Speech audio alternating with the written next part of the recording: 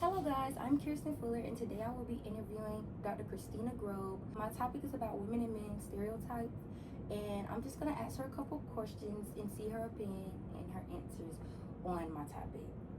Why do you think old stereotypes about men and women still exist? Oh, yeah.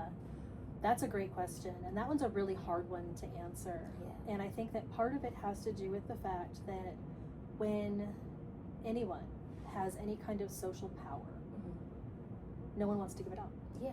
It's when you have to give up a certain amount of social power, whether you've earned it or not, giving it up feels like you're being attacked. Yeah. And so when you have people who have historically, collectively held the vast bulk of social power, generally rich, white, cisgendered, able-bodied men, then that seems normal. And it seems normal to everyone else on the bottom too, even if they're not benefiting from it. And so when we try to make changes to say, hey, some of these stereotypes don't work, some of these beliefs that we have about gender and ability, they don't actually match reality. Yeah. Any changes we want to make looks like we're stealing power from people who've always had it, and people resist that. But I think too, on top of that, and more generally, is that change is just something that people struggle with. Like, we find it easier to know what's coming, even when what's coming might not be to our benefit. I feel like women have proven that we can be just as powerful as they are. So I feel like that's kind of how it, I wouldn't say we would exit it, but I would definitely say we could just show that we're just as powerful as they are. My next question is, why are men often seen as natural leaders even when women perform just as well or better?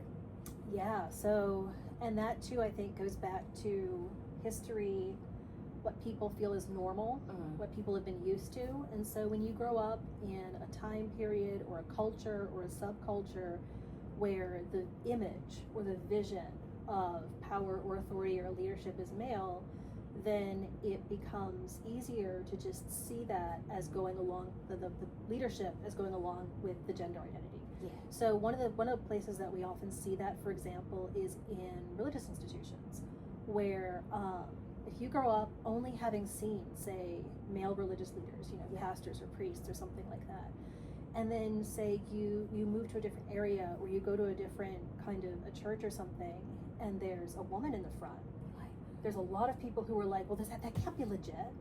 That can't be. No, wait, that's not real. Yeah. Girls don't have that power.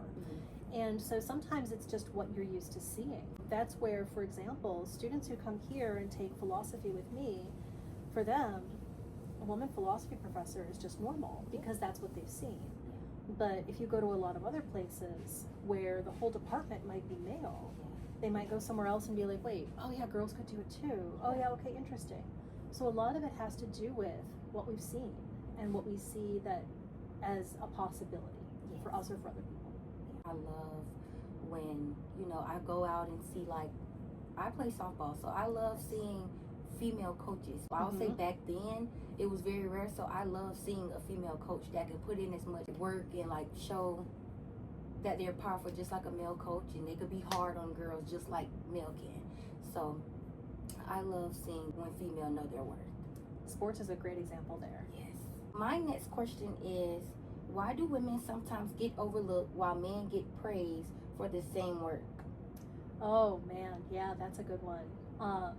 And so there's a number of things that go into that. So very often, like a well-known phenomenon is a woman starts talking, starts bringing up an idea, and then immediately a man in the room will start talking over her and say the exact same thing, and they get praised for it. You see that a lot in movies. Yes, and you see it a lot in workplaces. Yes. It's still a contemporary phenomenon. And so part of that has to do with, okay, women doing more to say when a man does that, hey, this person was talking. Oh, that was this person's idea. Yeah. Wasn't that great? And to insist on that kind of credit being appropriately given. And I think too, this is back to who we imagine or who we envision as being a leader. So when someone that we don't picture as a leader says something that's leadery, it it can sometimes not register. Very often, people will literally not remember that they just heard it from someone who didn't fit their picture Yes. of being a leader. Yes. I don't like that. No. I don't like that. You at shouldn't. all. Our next question is, how does media influence the way people see women and their abilities? Oh, yeah. So that's a hard one for me to answer.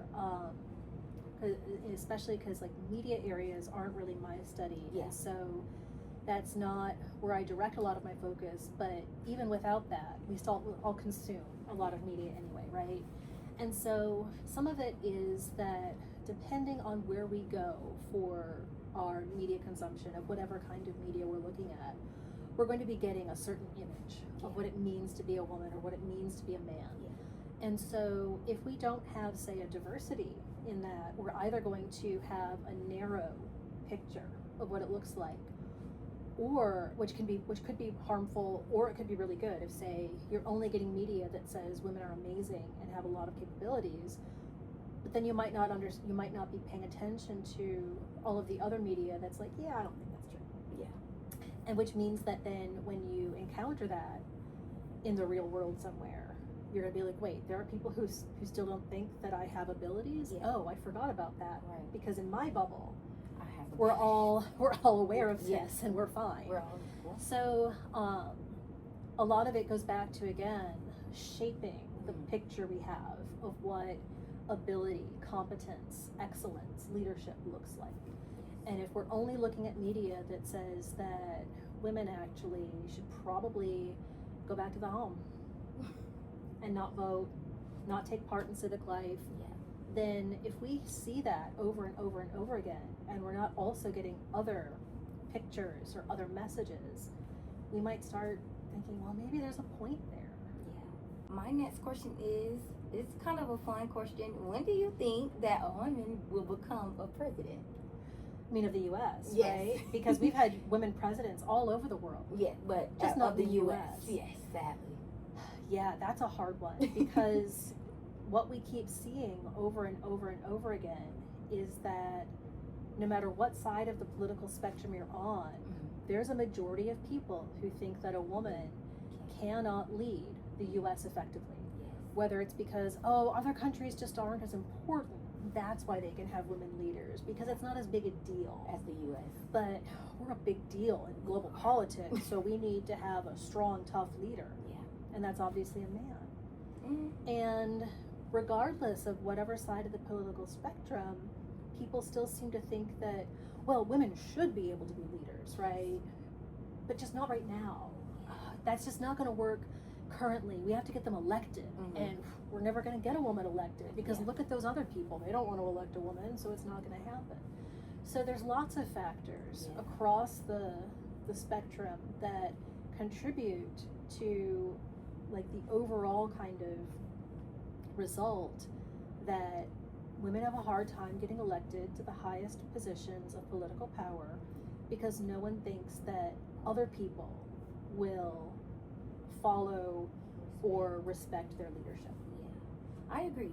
I definitely So I think we came close, guys. We We came did. close before, We did. but still haven't accomplished that. I hope that we do. I really do. I feel like there isn't a difference. I feel like women are. This might be a stereotype. I feel like women think for everybody and not just what would affect, them or just a certain city or a certain area. They think about everybody, and I feel like that's kind of what we need, especially in a time like this. It's a lot going on. I'm not going to talk about the president and all of that, but it's a lot going on, and I just feel like a woman would, calm it down and just make life feel free, and not like you're just living for, and it's all this stuff going on. So I just feel like a woman would make things feel like subtle and free, So I hope that we can have a woman as a president one day. But this is the last question, and it is, what's something people don't talk about enough when it comes to gender inequalities? Yeah, so I'm going to speak specifically about some of the most dominant conversations that I get to see, which happen to be among white feminists. And I would say that generally speaking, there is just not enough recognition of the intersectional issues, right? Or the fact that we can't separate out race from class, from gender, from, you know, sexuality, from like able-bodiedness or diversity, you know, neurodiversity, things like that. That we can't just treat any of these things as as like a single sort of a thing that can be separated out. Like, we just need to lift up women. Well, when we say that, who gets lifted up? It's white women. It's white, cisgendered, able-bodied women, generally who are neurotypical. And so when we are looking to evaluate, you know, do we have good gender diversity representation in our workplace, on our campus? When we're saying, okay, do we have an issue with harmful sexist stereotypes? We typically end up looking only at, say, gender or sexuality as though it were completely separable from everything else. When we should be asking questions like, okay, of all of the people of this area that we're looking at, whether it's a workplace or a campus or some sort of an organization of any kind, we should be looking at, okay, who in this space is heard most? And who was heard least? And let's start from there. And then let's look at what the different kind of gendered, classed, raced, ability, makeup of those people who aren't listened to. What's that? And if we look at those who are most listened to, what's that? And then how do we make sure that there's no one that's being pushed to the margins? Yes. Mm-hmm. And that everyone is equally heard and respected and valued. And so that's something that doesn't come up enough in a lot of the conversations about how to use, say, feminist principles to make a classroom or a workplace or an organization better. It ends up being heavy-handed and ends up often reproducing some of the harms that it's trying to avoid. I love that answer. And I would want to add on that as a Black female, I really like when she brought up the fact that sometimes you can be pushed to the back because of, you know, race. And I want to say, again, I want to bring up sports. I feel like I've always had to work for my spot a little bit harder because my sport is predominantly a white sport, but I am Black. So when I am showing my craft and showing what I could do, I feel like I have to go a little bit harder or push a little bit harder to be recognized. And I've done that plenty of times, and I'm glad that I did that to show that everybody is the same. Like, it don't matter the color, it don't matter the gender. I just feel everybody, whatever somebody put their mind to, they can do. It don't matter about anything else on the outside. So I just hope that the world could understand that. Everybody in the world could understand that one day. And I hope that one day we are all actually equal. So yes, thank you so much for letting me interview you. Thank you for coming I over. loved all your answers on my questions. Thanks for asking them. I enjoyed this experience. Bye guys.